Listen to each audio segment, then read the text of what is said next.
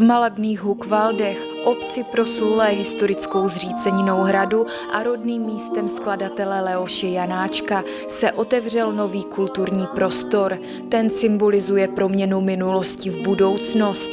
Bývalý Kravín, který dlouhá léta stál jako svědek zemědělské minulosti, prošel citlivou rekonstrukcí a našel nové poslání jako multifunkční kulturní centrum s veřejnými prostory pro komunitu. Proč růže vadnou, nať jsou pány s prohrou, projíducí dnem své duše eminent, příboji vln, proplouvat dál a s ním asi hrát. Vážení hosté, dámy a pánové, jménem obce Hukvaldy a základní umělecké školy ve Frenštátě pod Radhoštěm mi dovolte vás co nejsrdečněji přivítat tady v této překrásné budově a na slavnostním otevření první zrekonstruované části Hukvaldského dvora. Právě v této budově se nalézá nová krásná knihovna, obřadní síň a v prvním patře také zmiňovaná pobočka Frenštátské základní umělecké školy.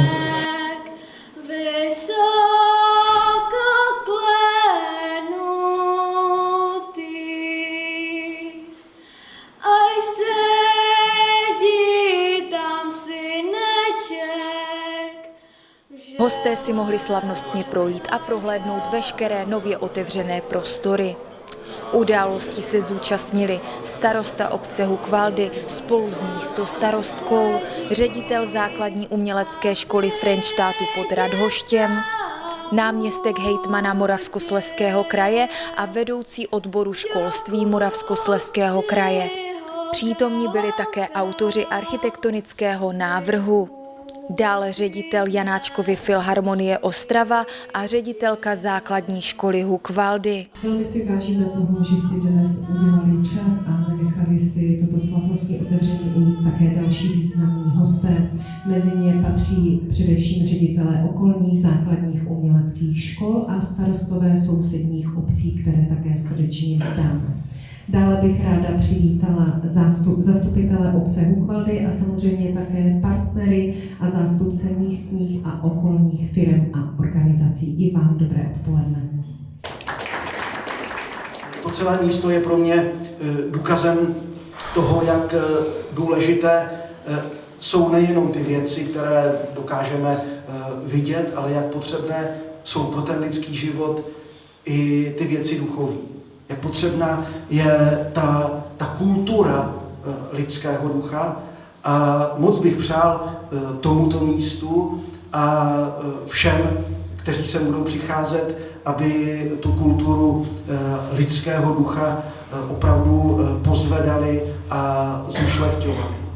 A to, že stojíme na Hukvaldech, které jsou spojeny s velikánem hudby, s Leošem Janáčkem, který je samozřejmě neoddělitelnou součástí nejenom tohoto místa, ale české kultury vůbec, tak to myslím si, že není potřeba dodávat. A tak já už k těm několika slovům nebo mnoha slovům, která jsem řekl, chci na závěr připojit slova požehnání, slova modlitby, aby na tomto místě skutečně vládl dobrý duch. Věčný a všudy přítomný Bože, ty jsi nám stále blízko svou láskou a pomocí. Prosíme tě, ať tvé požehnání spočine na tomto místě a na všech, kdo zde budou přicházet a kdo se zde budou setkávat.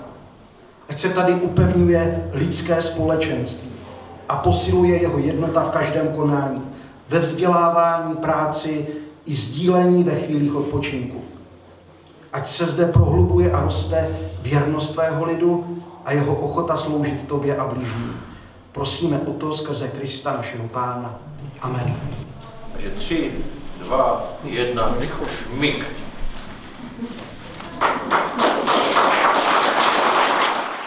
Jsme tady vlastně s panem starostou stáli před 8 lety a byl tady Kravín, tak jsme říkali, nakreslíme to, ale nevěříme tomu, že to někdy uvidíme. Takže je vidět, že když se chce, tak věci jdou. a můžou být i takové zázraky. A přeji té škole, základní umělecké škole, i knihovně, i obřadní síni, aby tady vzniklo místo, které bude pro kreativní lidi, odvahu, pro hezké počiny, které přinesou do Buchwald zase trošku kultury. Takže připím.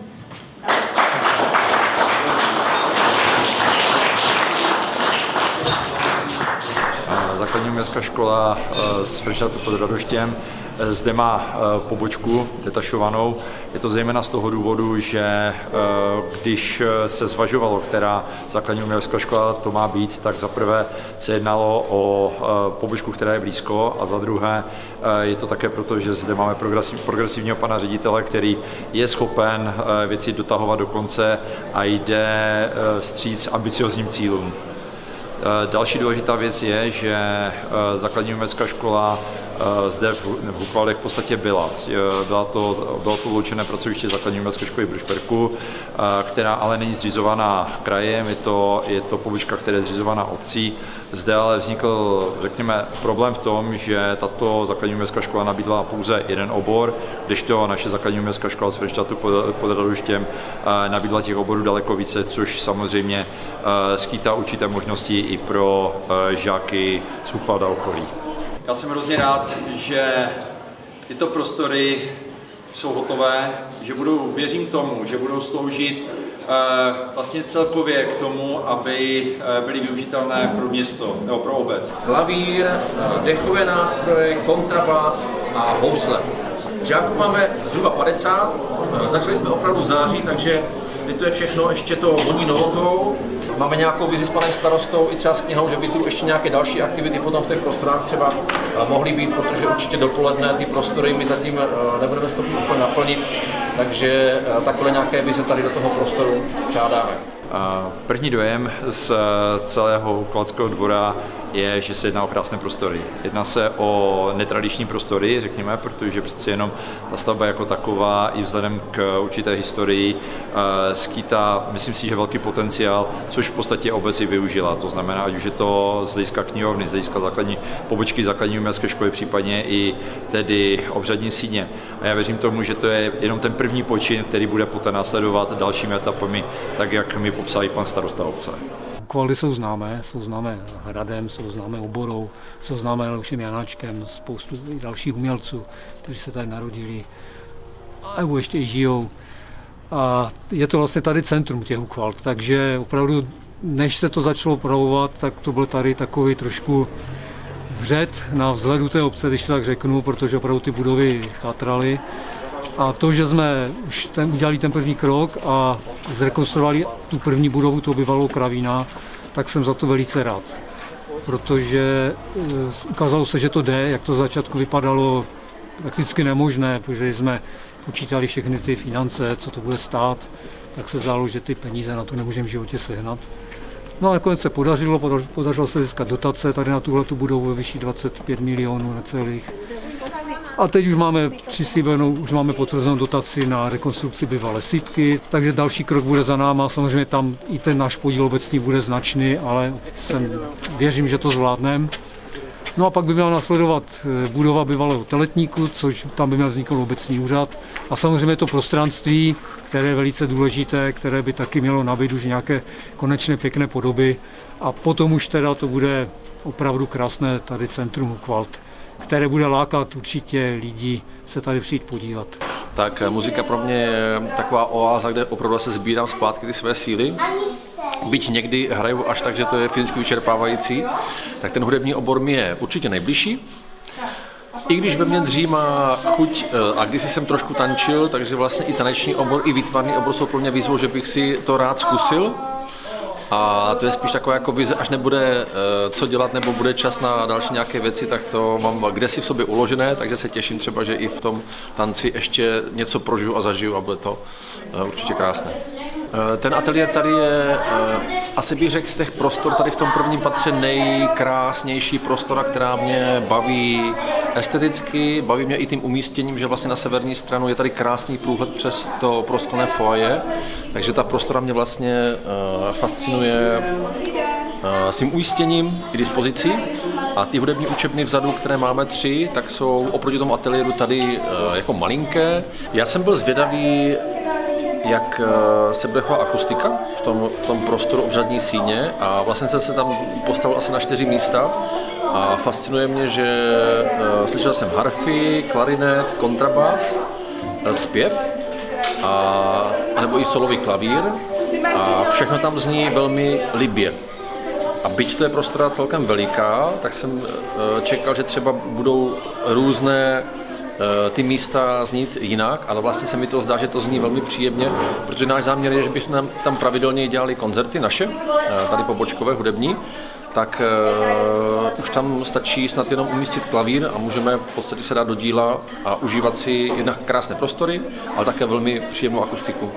My jsme tady na tom dvoře začali dělat před 8 lety, bez jednoho měsíce, je to 8 let, takže kus našeho života a ten Kravín je pro nás naše dítě. A kdybychom dneska ho pustit do světa, aby šlo a aby fungovalo k tomu, k čemu bylo učeno, vymyšleno, a ať slouží novým pánům, novým uživatelům dobře, k užitku a ať nadělá hodně parády. První kontakt byl ten, že v nějaké fázi realizace a stavby tohoto prostoru jsem byl kontaktován z hlediska funkčnosti toho prostoru pro jiné obory. Původně byl záměr, že tu má být hudební obor, výtvarný obor, kde jsme teď, a taneční obor.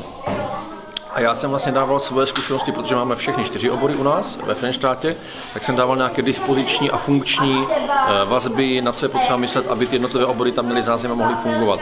A to byl někde před 2,5, možná 3 lety už kontakt, kdy jsem přijel za panem starostou a vlastně jsem říkal nějaké své zkušenosti, na co by se mělo při té realizaci myslet.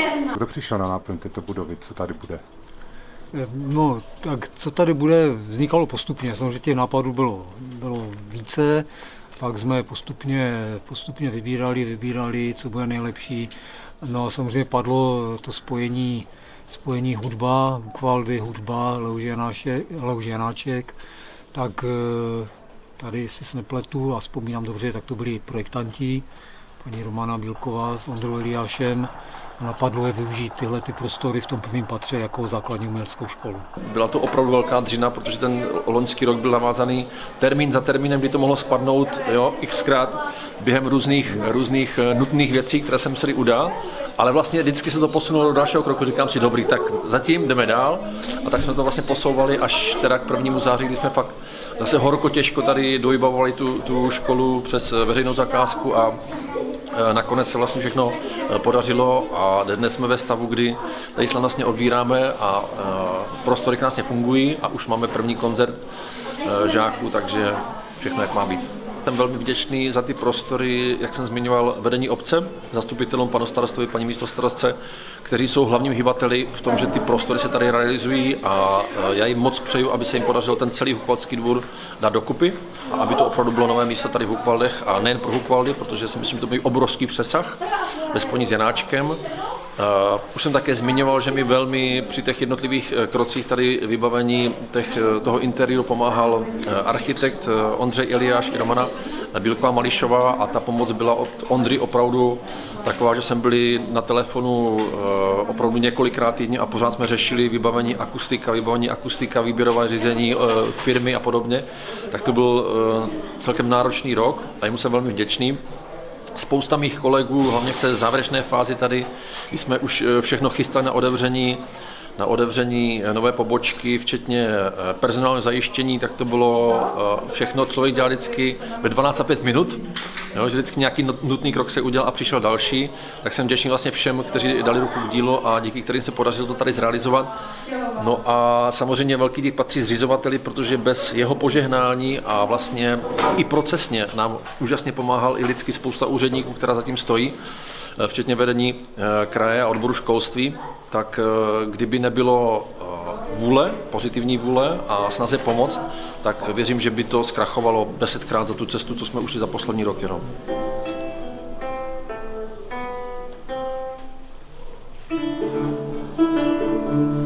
My, protože pocházíme tady z druhé strany obory, tak jsme ten prostor znali z procházek z dětství a tak jako hodně lidí kolem to bylo takové jako kouzelné, zanedbané místo, kde jsme chodili s tatínkem, s dědečkem a ukazoval nám tady starý kravín a klenby a takže jako je to taková vzpomínka z dětství. Ale pak samozřejmě vzhledem k tomu jsme architekti, takže když jsme začali pracovat, tak pořád jsme přemýšleli o tom, proč se tady nic neděje. V okamžiku, kdy si obec vyřešila majetkoprávní poměry a něco by se dít mohlo, tak jsme se tady začali zeptat pana starosty na plány. A on řekl, že jsme přišli v pravou chvíli, že zrovna něco by se tady s tím mělo dít a tak vlastně začala ta spolupráce.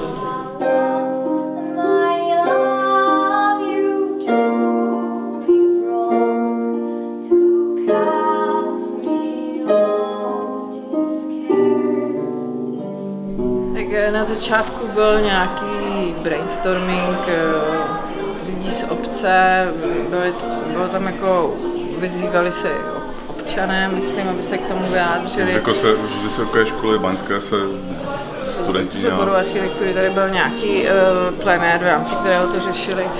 Takže jako těch nápadů bylo hodně, ale to, co byla ta vodící linka, tak to bylo to, že by to mělo být něco, co slouží občanům a co bude pro tu obec jakoby novým centrem, protože jak Hukvaldy jsou tak jako roztažené, zajímavě mají několik částí, Rychaltice a tak dál, tak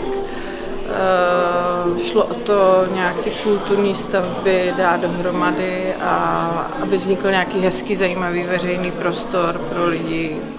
A tak jsme došli k tomu využití. Je to fakt velká plocha, výrazné stavby a že to dává logiku, aby se tady to centrum obce vlastně trošku posunulo. No a pak jsme hledali ty funkce, které by pro ty občany, které tady vlastně jakoby chyběly nebo byly v menším měřítku, což je zrovna ta knihovna, že ta sice samozřejmě byla ve škole, ale na malém prostranství v jako neúplně vyhovujících podmínkách. A jako začali jsme tady přinášet ty myšlenky na ty kulturní věci, aby ten jeden dům prostě žil tou kulturou. A proto tady Ondřeje napadla asi Zuška. A tak je to jak asi reakce na to hlubší poznání, že stávající Zuška, která proběhla v základní škole, tak vlastně nejen z prostorových důvodů učila hrozně moc málo hodin. I kdyby byl větší zájem děcek, tak vlastně nemohli se učit. A zároveň, když tady chceme dostat to nové centrum, aby tady lidi chodili vlastně chodili a jezdili mimo turistickou sezónu a přes týden, tak to tak jako s tou Zuškou docela hraje. Takže ta Zuška, která je od září do června, konce června, tak to znamená mimo tu hlavní turistickou sezonu a probíhá přes týden, tak je logické, aby tady byla ve větších prostorech a řekněme s odvážnějším vedením, které chtělo rozšířit ty hodiny a tudíž, aby se tady mohlo více hukvalských děcek učit.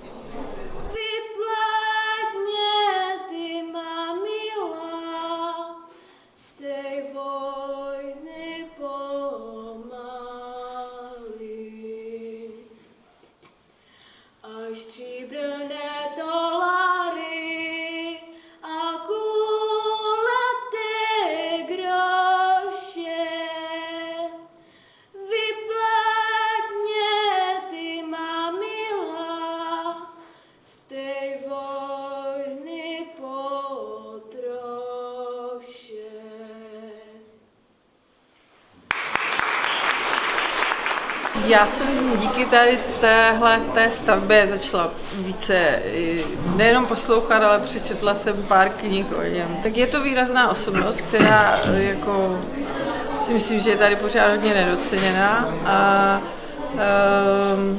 myslím si, že to tady jako něco zanechalo, ať už, že někteří občané mají pocit, že Hukvaldy nejsou jenom Janáček, naopak, což je škoda, ale co se týče, je to prostě každopádně nejslavnější rodák a chtěli jsme prostě zjistit, jak ty věci vnímal, aby jsme tomu porozuměli víc. No. Mám velkou radost, že jsem slyšela jenom samá slova chvály, radosti, lehké závisti. Se nám líbilo to, že byl taky tvrdohlavý a že si to tak jako dělal, jak si myslel, že to nejlepší a moc se neohlížel kolem. A to si myslíme, že prostě v některé chvíli je potřeba, protože když člověk tu svoji vizi nedotáhne aspoň trošku bez kompromisu, tak ona se pak rozplyne a vlastně je to trošku zbytečná práce. Takže ta tvrdohlavost, to byl ten vzkaz, co jsme si od něho vzali a snažili jsme se to tady jako v rámci tohohle kréda dostavit. Cítím z vás, že máte pro nás něco nachystané, ještě nějaké další pokračování, je to tak? Máme, jsme rádi, že jsme mohli pracovat na dalším objektu tady na Hukolovského dvora, což je bývalá sýpka, kde vznikne velký sál, akustický, jako kvalitní, s velkým foyer, nějakým gastro s zázemím. Prostě takové místo, které bude navazovat na tu kulturu tady, která se tady bude moc provádět. Já bych se nedržel tak při zemi, bude to jeden z nejlepších akustických sálů v republice a natož v Moravskoslezském kraji. Takže jako ty cíle nejsou nízké. Chceme tady dostat fakt kvalitní kulturu na minimálně republiku euro. Určitě bychom chtěli poděkovat vedení obce, panu starostovi a paní místostarostce, protože nám dali tu důvěru a víme, že to nebylo jednoduché. A pak za spolupráci všem, kteří se podíleli, to znamená tady třeba stojíme v knihovně paní knihovnice, která s náma vlastně z praktické stránky velice pečlivě tvořila a všem kolegům v týmu, protože to bylo fakt hodně práce a celý ateliér na tom tvrdě pracoval. Já jsem samozřejmě ještě Vlaďovi Vondráčkovi jako řediteli Frenštátské Zušky, kterého jsme do toho museli trošku možná i přesvědčit, ale cítili jsme, že to chce tuto změnu a aktivitu a nějaké vize, které on má. Kdo jste se díval na to finální stvárnění, které nějak tak může vypadat, tak se moc těším, že nám tu ještě vznikne třeba koncertní nádherný sál se zázemím, že to bude i venkovní stage a bude to krásný prostor v rámci toho Hukolovského dvora, kde se dá dělat spoustu aktivit venku. Těším se, až výtvarný obor potom na jaře tady zavítá tady do té parkové nádherné zeleně a bude třeba tvořit venku. Takže mám z toho místa velikou radost. Chtěl bych poděkovat všem spolupracovníkům u mě na škole, kteří se účastnili té možná dvouleté cesty, než se všechno podařilo a dopadlo to, že základní umělecká škola tady může fungovat od září a máme zhruba 50 dětí, jak jsem říkal, nahoře. Chtěl bych moc poděkovat také Ondrovi Eliášovi, samozřejmě Romaně také, ale s Ondrou jsem byl na telefonu poslední rok možná víc než se svou ženou. Ono to tady už zaznělo, já už jsem říkala, že my jsme se rozplývali všichni, kdo jsme tady zavítali ještě před tím otevřením. A jak jsem tě teďka, Vláďo, poslouchala, tak jsem si říkala, no až tady bude ten koncertní sál, obrovský venku, to bude tak, jak to je naplánováno. Pane starosto, my se vám tady opravdu všichni nastěhujeme. Já si myslím, že Zuška by si měla pořídit autobus a budeme tady víc než doma ve Frenštátě. Ale já bych ještě moc ráda pozvala pana starostu obce Hukvaldy, pana Luďka Bujnoška, protože je to také jedna z těch nejdůležitějších osob, která byla u toho všeho od samého počátku, aby nám řekla také pár slov. Já děkuji za slovo, zkusím to taky bez mikrofonu, jako můj předchůdci. Musím říct, že osud řečníka, který je na konci, je vždycky hrozný. Protože všechno, co jsem chtěl říct, už tady bylo řečeno. Pan biskup, jsem zjistil, že už po druhé má stejnou myšlenkovou nídy jako já. Takže ty věci o využití tady té budovy z toho kravína, z té fyzické, kdy sloužil k té fyzické obživě, teď na tu duchovní, to řekl taky za mě už jsem měl připraveno. Takže mi teď vlastně zbylo jakoby hlavně to poděkování. Takže já bych z tohoto místa chtěl poděkovat všem, kteří se na vzniku téhleté budovy a na té rekonstrukci podíleli. Takže samozřejmě poděkování patří zastupitelům, našim zastupitelům, kteří odsouhlasili vůbec ten záměr a přiklepli ty peníze, které jsme na to museli vynaložit. Poděkování patří i Moravskoslezskému kraji, kteří přispěli s nemalou částkou na projektovou dokumentaci.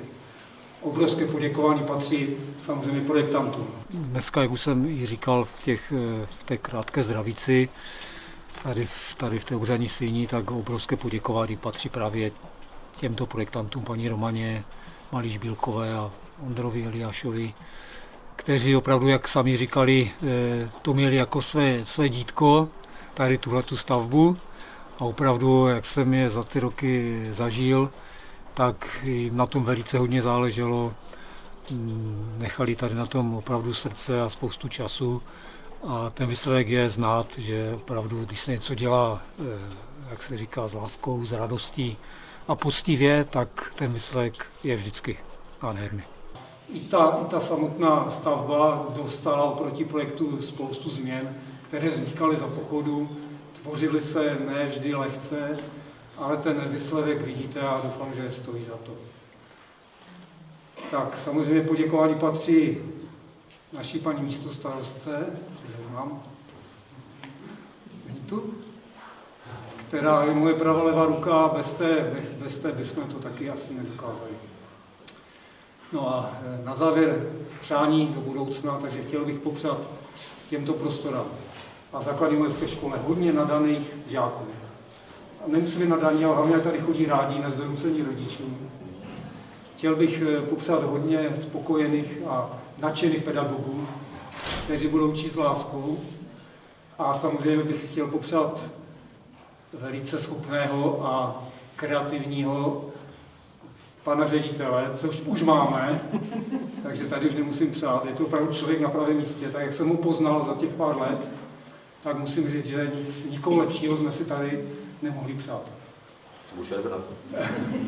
Tady těm prostorám, kde se nacházíme, to je vlastně i obřadní síň, takže bych chtěl popřát všem, kteří tady řeknou své ano, aby to ano, které vysloví, a ten vztah, který z toho potom vznikne, byl tak pevný, jak základy této budovy, které tady stojí už 265 let. A doufám, že dalších 265 let tady budou stát. To je za mě všechno. Děkuji.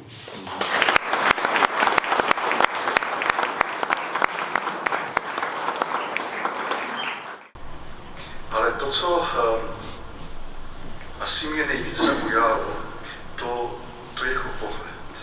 Ať už ta slova byla sebe tvrdší, to nám měl velmi laskavé oči.